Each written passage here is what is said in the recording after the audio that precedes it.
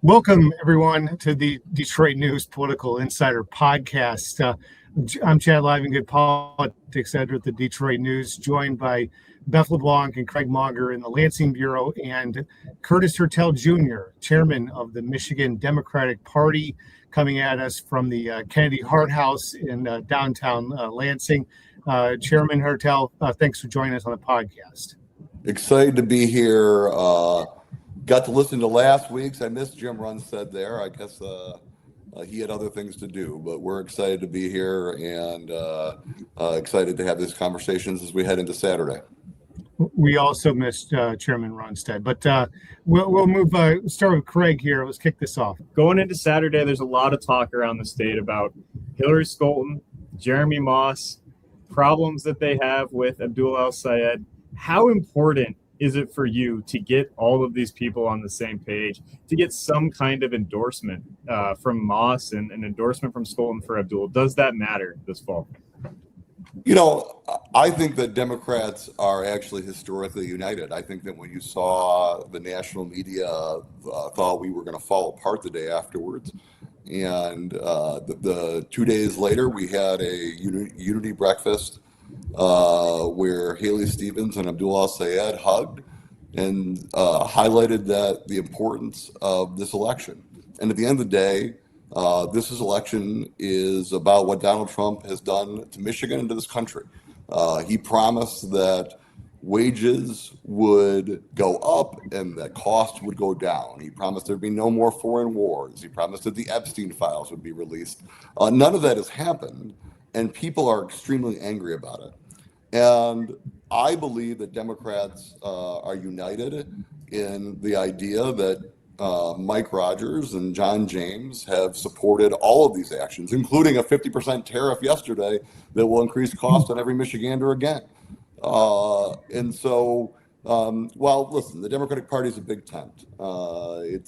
And we all have our individual debates. The difference between us and the Republicans is stark. And I believe that will be enough to come together. But not just Democrats, independents, reasonable Republicans, reasonable humans, period, that want to see change in this country. Will you try to negotiate or set up a conversation between Scholten and El-Sayed? Listen, I have all kinds of conversations with all kinds of people in the Democratic Party. So that's a yes. You can take it however you want, Craig. I answered the question. All right. Chair, the Attorney General, Dana Nessel, she made some headlines recently when she said she wasn't going to attend the Democratic convention out of fear for her safety. Oakland County Prosecutor Karen McDonald said something similar along those lines. What are you doing to ensure a level of decorum or safety at the convention, or even just, I guess, tolerance between all these different groups within the party? So first of all, I want to say how much respect I have for Dana Nessel and the fact that we wouldn't have free or fair elections and we wouldn't have protections from some of the most awful things that the Trump administration has done without her. And I think she's been an amazing Attorney General for the people of Michigan. We have a responsibility for safety at our events.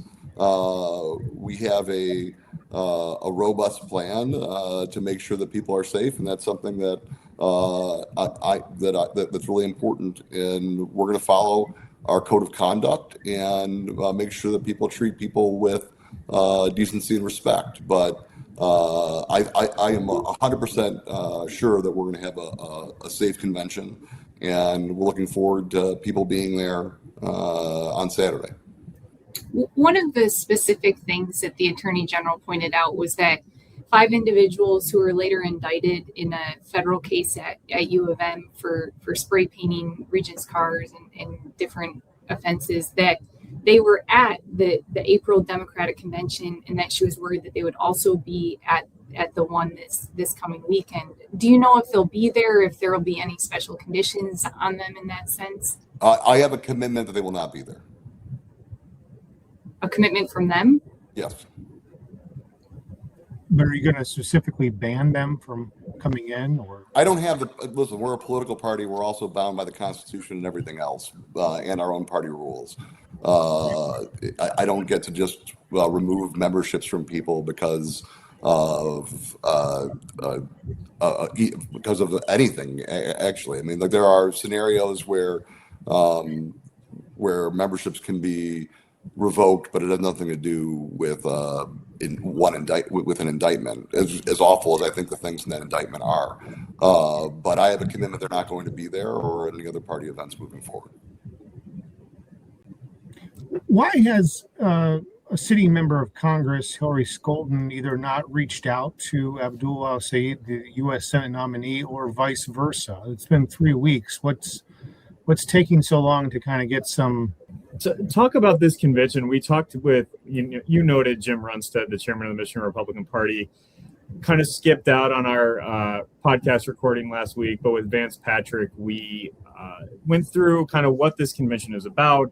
It's a nominating convention where there's, not expected to be a lot of drama. It's kind of formulaic, and we're going through and choosing and making it official who our picks are for all these slots: Attorney General, Lieutenant Governor, Secretary of State. What are you looking for at this convention? What makes this a successful convention for Democrats on Saturday? Well, I think it should be a celebration of our candidates. We have an amazing ticket. And whether that is Jocelyn Benson, who has been a fighter for Michigan's voting rights and will be an amazing governor, whether that's Abdul al-Sayed, who has been an amazing fighter and is what I think, won an impressive election, has built a movement across the state, whether that be Ellie Sabat, who has been a prosecutor, but also has been a champion for people's rights and sued corporations when they tried to poison people, whether it be Garland Gilchrist, who I got to work with in the Senate and was part of passing the largest tax cut for working families in history, the first state in 70 years to end right to work, free breakfast and lunch for every kid, and now will be our Secretary of State. I think that when you look at our ticket, it represents the vast diversity of what the Democratic Party is, and a big contrast to Republicans who refuse to stand up to Donald Trump, refuse to say these tariffs are wrong, refuse to say this foreign war rising costs are wrong, refuse to say that tax cuts for billionaires while raising the cost of healthcare is wrong. So I think that this convention is going to be about those candidates and a celebration of what we're fighting for. Who is a down ballot candidate on the D side that you're excited about? Just pick one. Don't highlight the whole ticket. Give me one name. Who's somebody running for university board, state board of ed, that you think deserves a little spotlight here? You're saying down ballot? I mean, Kevin Hertel's a pretty good one. Well, I'm talking about who will be at the convention on Saturday. I'm sure Kevin will be there. But give me somebody that will be nominated officially on Saturday. Well, Winnie Brinks will be nominated for lieutenant governor, which that's I think not down ballot. Come on now, give me a state. I apologize. I didn't know. I think we have great candidates. I mean, I think that if I pick one, I think I'm going to, everyone else will. Vance Patrick did it like 7 days ago. Come on now. Well, listen, Vance Patrick does all kinds of things I probably wouldn't do. I mean, but I don't want to pick and choose between our candidates. I think we have candidates up and down the ballot. You're not going to answer that. All right, we'll move on to the next one. I think Kevin Hertel. I think he's going to be amazing. Okay, you answered it. Will Governor Whitmer, will Senator Peters, or Senator Slotkin be at this convention? Are any of those three going to be in attendance on Saturday? Yes. I don't know if I'm supposed to talk about movements of people and everything else. Some of those people will be there. Yes, absolutely. Okay. What do you think, Chair Hertel? What do you think the winning message is in November for your candidates? I think the winning message is affordability. I think that the fact that this president promised the people of Michigan that their costs would go down.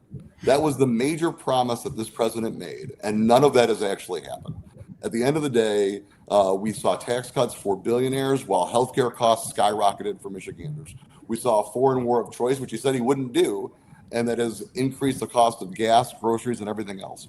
We now have tariffs that are against one of our closest trading partners that will affect Michigan more than almost any other state, and the rising costs that will have being passed on to people.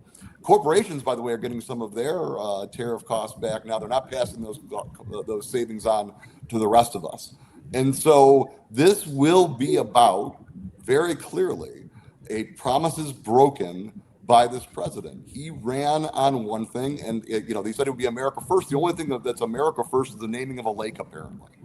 So it is a very big contrast between what we're fighting for and what they're fighting for. And I think that they want to be on the side of billionaires. They want to be on the side of the haves, and we're fighting for every person to be able to live a better life in America. We need to unpack one thing there real quickly, Curtis. Why do you prefer Lake Ontario over Erie? That's a great question. Lake Erie touches Ohio a lot. That could be one reason. I would also say that, Niagara Falls is pretty cool. My top three is pretty solid. After that, you can go. But if we're going to name a lake for America, I don't know why it would be the fourth best. I also think that it's important to acknowledge that the pneumatic change that we're making now, like, how did you learn about what the Great Lakes are called? Does anybody remember the new? Yeah, that's right. Well, if you make the change, now it's shame. Now, this president has no shame, but at the end of the day, he should, for what he's doing for the American people. And the idea that you're going to raise the cost of groceries, you're going to raise the cost of gas, you're going to break all these promises, and then the only thing you're going to give people is a lake named after them is pretty sad. And I think it shows again that this president has no interest in actually standing up for the American people. And the problem we have is that John James and Mike Rogers have repeatedly either supported these policies, have made fun of people, have said that, oh no, the cost of coffee has gone up, have said that gas prices, people that are worried about gas prices are nuts. They have said repeatedly, made fun of people who are hurting in this economy. And refuse to, even in an election, if you're not going to stand up for someone in an election, how the hell are you going to do it when you're a senator or governor? They refuse to stand up to this president and the actions he has taken that hurt Michigan's people. And so I think there is a big divide. The divide in this country is not Republican and Democrat. It's not all the different divides we have. The divide is people who want people to fight back against what this president is doing and people who want to stand with this president. And I can tell you that all of our candidates are fighters that are going to fight to push back against this president's agenda and what he has done to Michigan's people. And their side continues to either stand silent or to support it. One of the critiques of the 2024 election in terms of Democrats was that they focused too much on Trump and focused too much on, I guess, like encouraging fear of what would come from a Trump presidency instead of presenting their own vision. I guess, why do you think this year is different, or this election cycle is different in terms of, again, focusing on what Trump is doing and what Trump is saying?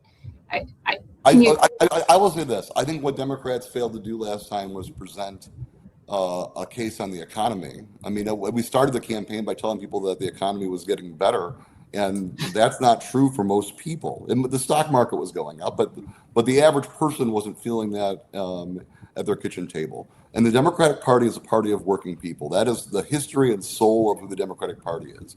And so we have got to be the party that's fighting to raise wages. We have to be the party that's fighting to lower costs, to make it more affordable to raise a family in America. And I don't know if we made that argument this time. But now there is a contrast that is pretty darn clear. Republicans ran on one thing, that they were going to lower costs, that there'd be no more foreign wars, and that they would raise wages in America. That has not happened. And so that promise is a broken promise. So yes, of course, we're going to talk about their broken promises, but we're also going to present an agenda about how we solve those things moving forward. And I think that's how we win. What have you made of this coalition, Democrats for Rogers, that the Republican Mike Rogers has rolled out? Is Karen Whitsett a Democrat? You're shaking your head, but no, Karen Whitsett's not a Democrat. She hasn't been a Democrat for a long time. I mean, Karen Whitsett's the first person I took van from. But she declared herself not a Democrat. And you mean she doesn't have access to the voter kind of contact database that the party? No, we took it away. We took it away when we started doing fundraisers with Matt Hall. I mean, the idea that she's a Democrat is ridiculous. I mean, whether it was standing with Donald Trump to promote weird COVID theories, or her support of Matt Hall, her refusal to show up to work. I guess it's good that she found somebody to watch her dog while she did that press conference. But hasn't been able to show up to work because she can't afford a dog watcher. I don't. No, she's not a Democrat, and I think we're proud to not have Karen Whitsett. My quote was good riddance at the time, and I still feel that way. Does the party censure her? Is there some type of discussion about that? Or, I mean, I know in the past this was something that happened with Republicans internally when they were having some internal feuding. Or do you guys just kind of move on and say, hey, she's not a Democrat anymore, we're moving on? I mean, I think I've said a lot about Karen Whitsett. I don't know if we need an official process to declare that she's not a Democrat. She declared she's not a Democrat, and we're happy to not have her. What is your favorite lake, by the way? Favorite Great Lake? Oh, wow. Okay, that's a good one. It's between Michigan and Superior, but but I like Lake Huron too. I mean, the top three, I think are really. Come on. What? Well, you can all give your list today too if you want. Probably Lake Michigan and then Superior and then Huron. But all three of them are amazing places that I've loved to spend time with my family at. I actually got to put my feet in Lake Superior earlier this week. We were up the UP tour. We did a 16 county tour, and I'll tell you, Democrats are energized. I mean, when I'm traveling around the state, I get to see people that are fired up and ready to go. I was in Allegan County this week. Yesterday, we had a packed house. Everywhere in the UP, we had a packed house. I mean, in some places that people think are deep red, there are a lot of people that are out there ready to fight back. So I think we have we're much more energized than they are. And if you don't believe just my anecdotal stuff, you can look at the primary where 1.5 million Democrats showed up and 900,000 Republicans did. The largest difference that I've ever seen, and more Democrats voted in the primary than voted for Verge Bonero in 2010. So I think it's pretty in the general election. So I think Democrats are pretty energized to go vote. Just a couple more questions here. You ran in the Lansing area 7th district for the U.S. House last election. You live here still. Do you feel a different amount of energy on the ground in the 7th for Will Lawrence that you had 2 years ago? Yeah, I would say Will Lawrence has built an amazing turnout machine and has just a tremendous, some of the most volunteers I've ever seen on a congressional campaign. So I think that he's done a great job with that. And I also think that Tom Barrett has voted for all the things that have made people's lives worse, and also refused to have town halls to meet with his own constituents, which is amazing to me, considering that the reason Mike Bishop lost his district is because he refused to meet with his own people, and Tom Barrett has followed that playbook. So I think that he's in real trouble. In fact, I think his numbers are worse than Trump's in the district, which is pretty hard to do. Curtis, do you think, given the controversy surrounding Hassan Piker, would you advise Democratic candidates to disavow him or not campaign with him anymore in Michigan? I disagree with all kinds of things that Hassan Piker has said, and my focus is on what we should be all focused on as Democrats in this election, and what that is the record of Donald Trump, the record of Republicans moving forward about what they have done to Michigan's people, the lies that we're told, the economics at people's kitchen tables, and we should be focused on that. And anything else is a distraction. I think Haley Stevens put it best yesterday when she said that people should get off the internet and touch some grass and then go out and actually focus on the things that need to be done to win this election. And what needs to be focused on is the record of Mike Rogers and John James, who have stood with Donald Trump against the things that actually would help Michigan's people. One thing you mentioned that you were in the UP.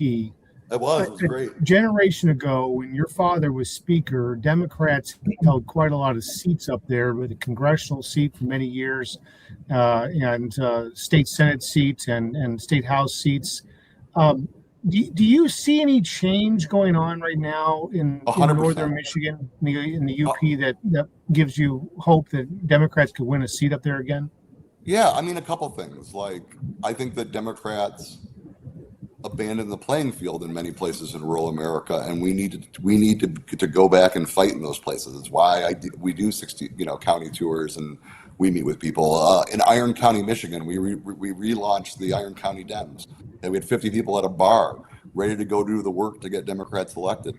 I think that when we say that we're not going to fight for someone's votes, it's an insult to them, and it also assumes that we're going to lose. And no one ever won anything by starting out saying they were going to lose. When I was campaign chair for the Senate Democratic Caucus, we went from 11 seats to majority for the first time in 40 years. People thought we were nuts. We had less members in the Wu-Tang Clan. We could caucus on an elevator.